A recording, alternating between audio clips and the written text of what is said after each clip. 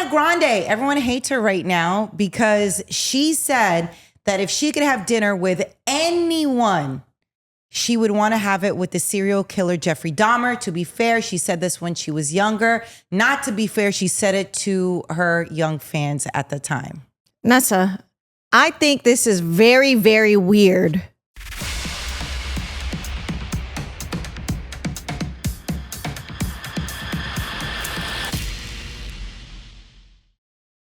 If you could have dinner with anyone in the world, who would it be, dead or alive? Dead or alive, I would probably choose Aaliyah. Oh, that's a good pick. Yeah, I love Aaliyah. What would you ask her? I would ask her, I don't know. I was just such a fan of hers. Mm-hmm. And, you know, she passed away tragically when we were younger. So I don't know what she would have been like in this age. So I'm just so curious to know what she was like when she was younger, because she was just so cool. I don't know if you remember, like when we were younger, I just thought she was the coolest thing. Right. Yeah, for sure. It was so effortless with her too. Yeah. Like there were singers like, you know, Monica, Brandy, but Aaliyah was cool. Yeah. Like, something about her, just jazz personality, G mentality. She was cool. Yeah, for sure. And she had different eras. Like I knew her from when she was Age Ain't Nothing But a Number. And that was what, 1995. Then she came out again in 97 and was completely different person. Like she was in super baggy clothes in 95. Then 97 came and she was like this grown woman, or at least seemingly like she's grown now. And then she had another era where she was really grown. Right. So it's like we grew up with her. And I felt like even though she was older, she was just kind of like a peer, a little closer of a peer. Mm-hmm. And she was just so cool, man. She would have been a really cool big sister. Oh, yeah. Right? Do you think the layout of stars as it is today would have happened? Like, would Beyonce still be a big star? Would Shakira be a star? Would Monica, like, would everyone still be stars if Aaliyah was around? Because listen, by the time she passed away, it was 2001. She was starting to get into movies. She was like, just dropped the album. She was on MTV. She was like being chosen to host stuff and just do a lot of crossover. She was the one. I think others would have still been stars, but maybe not as big as they are. But they're still stars. There's levels of stardom, right? I always wonder. Even with Pac, like if Pac didn't tragically get killed, do you think the landscape of hip hop would have been the same? Would the superstars that are around still have been the superstars? Well, I think I'm more harsher in the sense of no. I don't think they would have been the stars that they are today. I think Pac, that's who I would have wanted to have had a dinner with, to have a conversation with if he was still alive, just to ask him things. How did he call out so many people and just knew that they were just horrible human beings?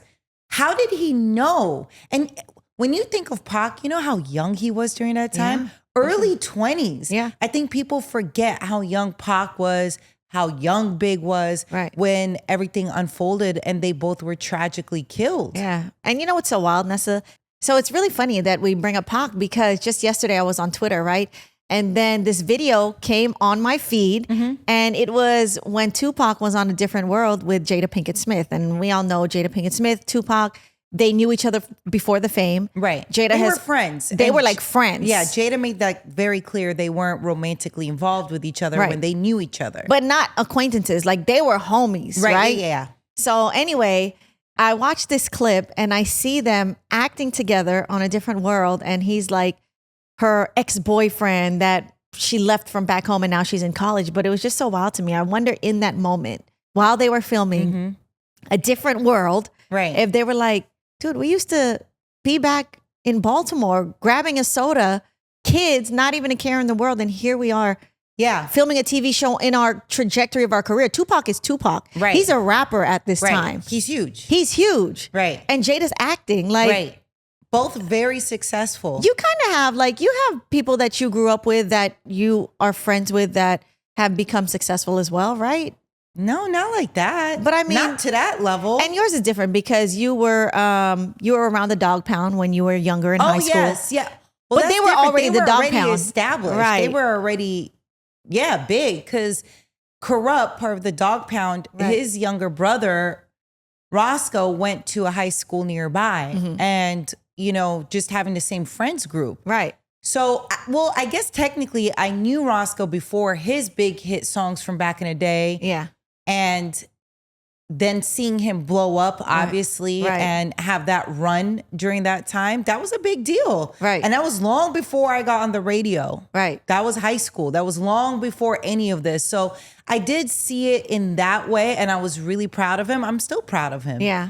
But I just can imagine being in that situation and being like, dang, we did it. I feel that way But about you know sometimes what? like we did it. I think it's a little bit different with Roscoe because he was already rapping at that point. And So his family was already it was rapping. corrupt. Yeah. Like, it's Dog Pound. Right. They have death row era under Right. their belt Right. at this point. So We Can Freak It is already out. It's love been that out. record. Do you know what I mean? Yeah. This is so that era though, if I think about it, was Girls All Pause. Oh my gosh, Nessa. Streets Are Our Mother. Oh, the whole man. album that Corrupt put out. Corrupt is great. It's Over. Remember when Corrupt and Natina It's Rest Her Over. Soul? Dun, Yes, dun, they dun, came out with dun, that song. So it's that time period. Uh-huh. And then Roscoe drops I Love Cali in the Summertime. Oh man. And that was big on the West Coast. Right. And so I saw it from that capacity from afar. Right. But yes, I get it. It's a different feeling for It's a sure. different feeling. But yeah, so interestingly, that's who I would choose. I choose Aaliyah. You said you choose Tupac. Yeah, for sure. It's incredible. I have so many questions. Okay, so wait, before we move on, one question you would ask Tupac. One. I have too many, but one, I would have to come back. I'm sorry. It's too many because, of course, I would want to know about him personally, right? Right. How was it growing up with your mom? Right. Afeni Shakur, who was part of the Black Panther Party. Right. How did you feel that influenced you? There's Right. reports coming out. Who knows how true it is? You could quickly Google it. But there was a post that I saw on Twitter about, or now known as X, Right. that said the FBI has been following or had Pac and his family under surveillance because Right. his mom was part of the Black Panther Party, Right. that they also were tracking his every single move. Isn't that crazy? You know, questions about that, questions about his love life. Was he really going to get married to Kadada Jones? Yeah. You know, Kadada was part of Aaliyah's friend group, right? Yes, This was yes. massive. Kadada Jones, the daughter of Quincy Jones, and just even how their relationship, how they connected, that was very interesting because, you know, Pac, before they got together, had called out Quincy Jones. Right. Fast forward, things get smoothed over, and now Pac is dating Kadada Jones. And then Rashida Jones, who's a actress now Right. and producer, she didn't like that, right? Didn't she write a letter? She confronted Pac, I think, because she's about it. She was like, no, you're not going to talk about my dad. What's happening? So, Imagine if you're Rashida and your sister Kadada is dating Tupac, who was basically yeah. talking bad about your dad. I Well- would be mad at Kadada. Well, hold on. I think Pac apologized, so let's be fair. But I mean, you could still feel a way. Yeah, but you know, I take Rashida as a graceful person. What I do respect, if I remember correctly, Yeah. I think she did confront Pac about it. Hey, man, I'm with it. I get it, right? I'm with it. And so I would want to know really what that dynamic was. Right. I don't know. There's Right. so many questions. You know, Pac also had a relationship while he was in jail with somebody Right, else. right. And, you know, women love Pac. Pac And was a lover too. Yeah, and I think everyone felt like they had a different relationship with him Right. at all times, right? Yeah. So like I think they were like, no, Pac really loved me and I really loved him and I was the one. Pac could breathe or just give you a smile and be like, oh my goodness, we're married now. So I would want to know from his perspective, because I feel like we've heard from everybody else for the most part, except Kadada. I would love to hear what she has to say. I would love to hear what he thought. So she's never said anything ever about the Not that relationship. I remember. No, I think maybe early on, years and years ago, very light, but nothing really. And I mean, she had a tattoo of Pac on her arm. I want to say it was the cover art from All Eyes on Me, his album. And I think she got it covered up with a flower or something like that. Wow. Maybe, you know, at first I'm going to be honest, as a Pac fan, I was taken aback. I was like, what? How you going to cover that tattoo up? But maybe her grieving process, Yeah. you know, is blossoming into something. And Right. that's why she decided to do that. And But- she had a different relationship. They were in love. It's not just that she was a fan. They were in love. Right, So exactly. That could be harder for her to keep having her ex who passed away Right. on her. Well, Yeah. do we call him her ex at that point, but someone that passed away on her. Yeah. Do you think Pac, if he lived, would have at some point disappointed you? I think everyone disappoints Yeah. at some point, but I don't know if it's as big of a disappointment as other people that I've seen. Right. That is just different. There's something about someone's character that you just can't change, right? They're always the ones that they just get through. And then eventually you see their true colors and you're like, "Ugh, I knew you were a scummy person." Right. Pac knew scummy people, you know, at least in the industry. You know, I'm sure he's made mistakes within his friend group. We all have, right? Where you're friends with people and they, you know, put you in really compromising situations. But I think for the most part, as Pac evolved, I think he saw the fakeness of within the music industry, and was really adamant about who he didn't like outside of Big, because I think that situation, that tension, that tragedy could have been avoided if other people on the outside of Pac and Big weren't involved. Because they genuinely were cool. They were friends. And, you know, when you hear Pac talk about Big, yes, it's in vitriol, but he's saying, hey, we were friends. I let you sleep on my couch. Which is probably why he was so upset. Which is why he was even more mad about everything that happened, because he felt like you're supposed to be my friend, whatnot. But all that in summary, I have so many questions. Yeah, those two, Pac and Aaliyah, I think are probably the top two people who would have changed the landscape in their industries if they had stayed alive. Like, for sure. I think about a lot of people have passed. Yeah. But I think Pac and Aaliyah would have really changed the landscape of how everything shook out. I think also the reason why it's different with them is that it was so tragic. Yeah. And I think for us at that time, being so young, we were kids, the tragedy was so unbelievable. It just didn't seem like, what are you talking about? And I think everything after that is tragic, right? When people die, of course, especially in the way that they die. Right. But it's almost like we're becoming so used to the tragedies. Right. And that's a scary thought. You know what it is too? It's because they were young. So exactly. They hadn't, to me, probably lived up to their peak yet. So they haven't peaked yet.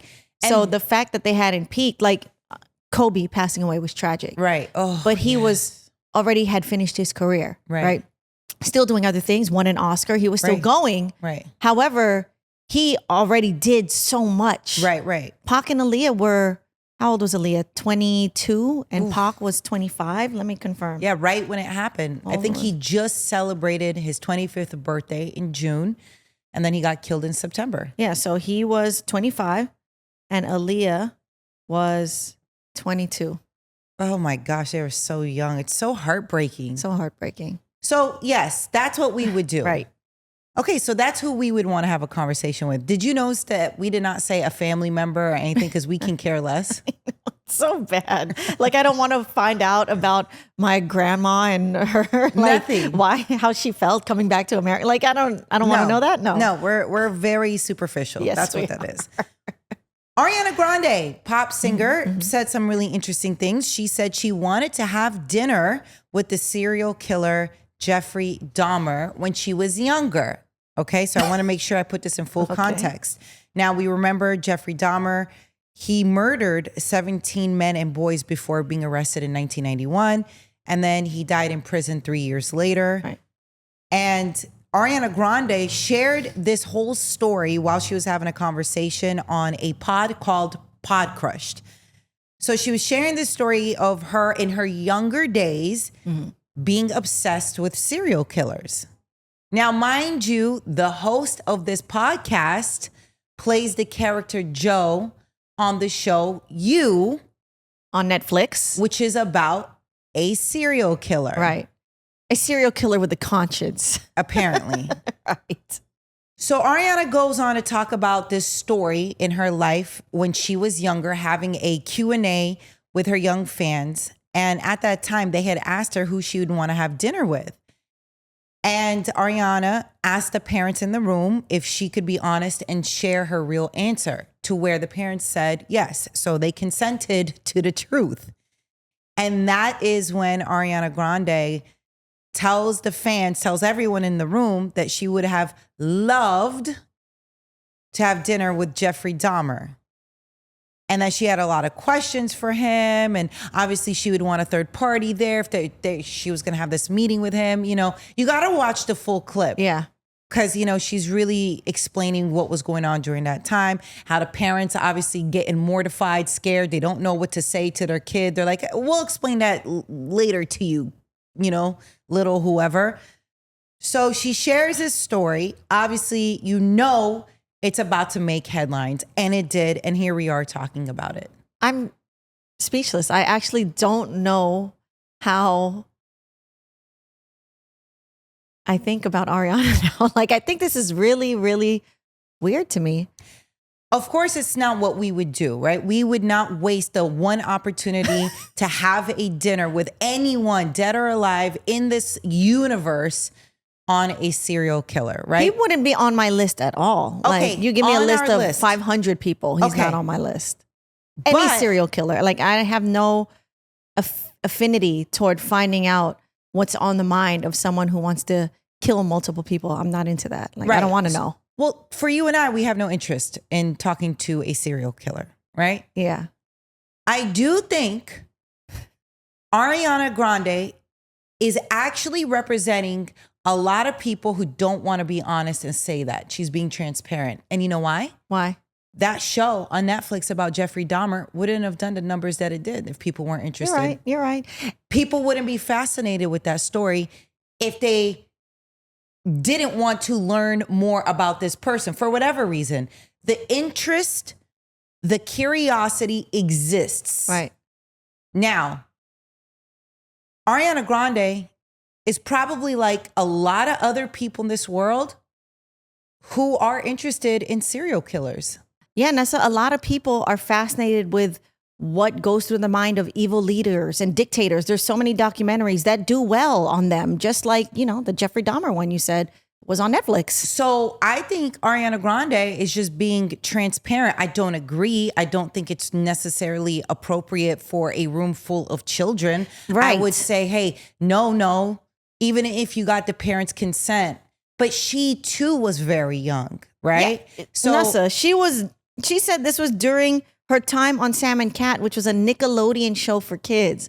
Like, how old was she? still, I'll find out how old she was. But meaning, one, completely inappropriate to say that in a room, right? Yeah. With your young fans. Right. But also, you don't need a parent to tell you that. I get it. But she was young. And I'm not trying to defend it because I definitely wouldn't have done that kind of mistake at any point in my life. I don't Right. think. I hope not. But she was young. I just think her telling her young fans based off a kid's show or whatever is just an absolute no-no. Yeah, like, this is a kid's show. And you know what? To the parents in the room, they should have been like, you know what? The fact that you're asking Right. is showing that there is a question and you're hesitating. So no, don't say whatever you're about to Right. say. But, you know, Ariana Grande positioned it that she was very young. So how old was she around this time of this show with the young fans? She was 20. Okay. She's not that young, Nessa. She's young. Listen, we give 20-year-olds lots of passes. But the reason why we feel like this might have been off in this situation because her example was so gruesome. Do you get what I mean? Yeah. So at 20, yes, obviously she recognized this is going to be a problem. problematic answer because she asked for consent. She is clearly aware something is off at this point with her answer in the sense of it would be inappropriate to say this in front of kids. Do you, when you know that something you might say is problematic, do you still say it? I don't know. Maybe I have. I don't know. I'm not like what I think society tries to paint out to be now, that everyone is culturally, politically 100% intact, accurate, clear. It's impossible. I just think that if you had to ask a room of parents with children in it, I think it's a clear sign that maybe your answer is going to be inappropriate. Yeah. What's really interesting to me is that there are a lot of articles. A lot of people are going at her for saying that, obviously she had some type of fascination with serial killers or whatever, and she wanted to have this conversation with Jeffrey Dahmer because he's extremely problematic, obviously. I just think Ariana Grande is just exposing the cultural fascination with serial killers, with very horrifying stories, with crime. Yeah. All these crime shows, boom, crime stories. True crime. Yeah. True crime, whether it be podcasts, whether it be shows, these shows do so well. They do. That's why they keep producing them. And why? Because there's a fan base curious. Yeah. So the fan base is Ariana Grande. And it's also the person that's not saying it out loud, who's not a pop singer, who's not on a podcast, talking to the actor who plays a serial killer in a show. Nessa, do you feel because she's a Nickelodeon star that saying this is causing more of an uproar than it should? Probably, yes. But it's also, she didn't think this through as far as sharing her answer in a room filled with her young fans and parents.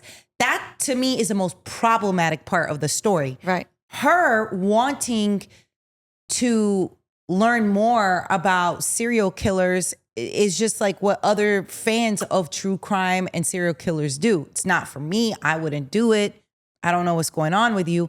I also think her saying love to have dinner with Jeffrey Dahmer, that's concerning, and more so like what is it that you are seeing in him that I don't want to say that she's glorifying. She's just saying she wanted to sit down. She would have loved to have that conversation with him. So I don't want to read between the lines like other people are doing to her.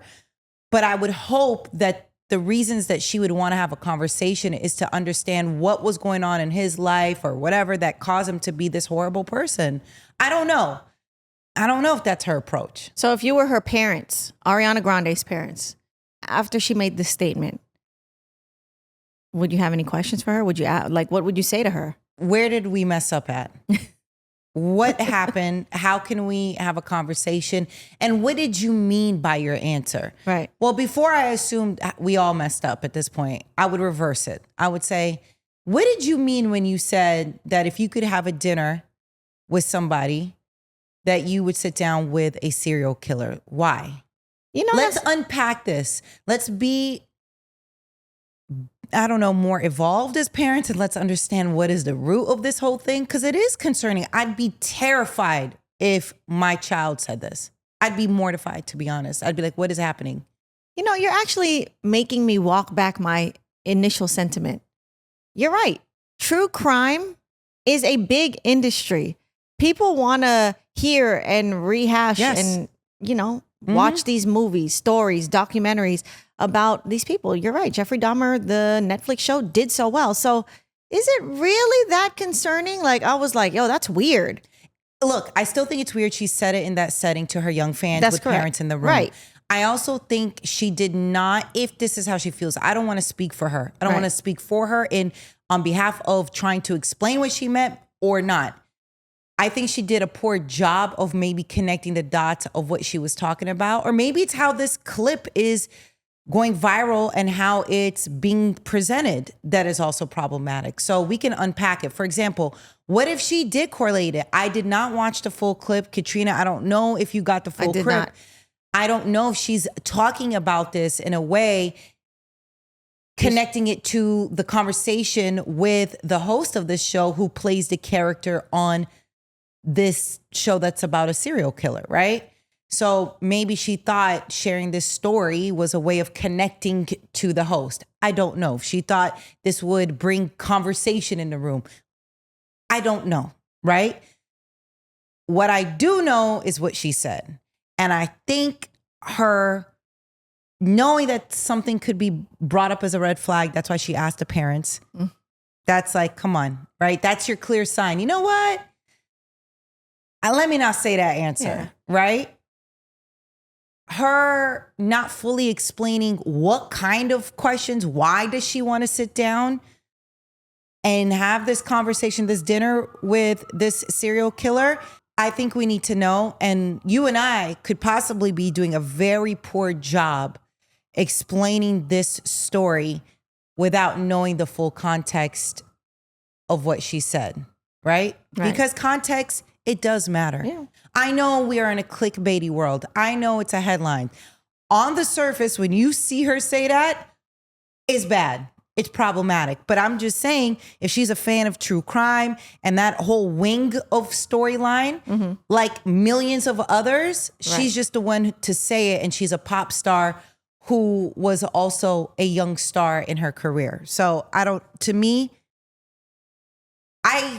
curious to know if what she was trying to humanize the serial killer. I hope that's not the case, right? By saying this. I just think, in this day and age, if she still has young fans like that, they could be impressionable. Oh my gosh. Oh God. And she just turned 31. Like literally her birthday was the same day that all this backlash sparked. So she's probably sitting there on her birthday like, oh, I'm about to do this. Opens up the internet and like, everybody hates me right now. Right. I just know that I would not want to. I wouldn't want to see him in a cell. I wouldn't have dinner with him. I'd be absolutely terrified. We wouldn't waste a single breath on someone who's done something horrific like that. But what I'm talking about is how people are bashing Ariana Grande for her answer, knowing damn well there's a whole genre of podcast shows, films about horrible people that does numbers. Right. They're just not pop stars saying it out loud, even though Ariana Grande completely fumbled and did mess up and was problematic, sharing her answer in a room with her young fans in it. Period. So if you're going to be mad at Ariana Grande, why not be mad at the production companies? Why not be mad at your best friend who loves true crime documentaries? Right. Listen, I've watched a couple. You know what? I'm too scared. Once the ominous music comes on, yeah, it's a wrap. I got to turn it off. And here's the thing. There was one that I watched on Netflix. It was so good, but I was so scared. But it was so sad at the end. Even just, the ID channel, they're just talking about, oh, and this woman, she didn't know what was going to happen next. It was, okay, so I found the name. It's called The Vanishing at the Cecile Hotel. Oh, I knew that one was scary. Yeah, but the production really pumped it up because like the end story wasn't what you thought from the beginning. Yeah, you have to watch it. Great teaser. I don't want to do a spoiler alert, but just the title scares me. I wouldn't go anywhere near it. Oh no, for sure. No way. And like whatever hotel this is, I'm not going to it because there was just too much. But I think it got shut down and stuff like that. Have you stayed in a haunted hotel? No. Yeah. There are haunted hotels. I don't have any interest for that. But some are you don't even know. Like I've had friends who told me that like, I think I was in a haunted hotel. If you like haunted shows and stuff like that, I understand. There's a time I would just leave it on, watch it here and there. Haunted stuff? Yeah, but then I realized, no, because I really believe that there are other energies in the world that exist. And you know what? I'm not going to play with it. I'm not going to do it. So watching it to you is playing with it? No, meaning I'm getting too in it, right? So now when I go to the bathroom to take a dump, the minute I hear anything creak in the house, that's it. That's been me all my life. All my life. Tone watches paranormal shows all the time. It's scary. I come to the living room. I'm like, yo, turn it off, please. Did you watch Poltergeist? I do not watch scary movies. I think I watched either 1 or 2 or 3 when I was younger. Yeah. Scarred me for life. Till my adult life now, I will not watch a scary movie. I can't do it. Scream. All right. It was scary, but it was, at least there's a story. Have you watched The Conjuring? Nessa, I have none. Don't even say the title to me. Like, let me put it like this. It could be broad daylight and I'm too scared to continue watching The Conjuring. Suspense and movies. It's hard for me to be scared. Yeah. But I was like, oh my gosh, this is too much. How about The Ring? Isn't The Ring scary too? I don't remember what The Ring is about, to be honest. I need to watch it, probably. I can't. But Poltergeist, I remember who let me watch that as a kid. My brothers let me watch that. I have never been the same since. And I don't even know. We really got to have an episode about busting myths about movies, stories, and stuff like that. Because I heard that certain characters that played in one of the Poltergeist films was haunted after they did their role. Poltergeist, Exorcist. But I don't know if this is true. I don't know if this is just like a, fable that people just start sharing with one another. But anyways, all that to say, I would have not shared a Poltergeist story amongst kids. Yes. Do you get what I mean? Yeah. That's the point. It's the sensitivity in this storyline about Ariana Grande sharing this story and the context of it. It was just one big disaster. Big disaster. So anyways, I'm sure her PR is going to have fun cleaning this up. And happy belated birthday. Right. I'm sure you're miserable.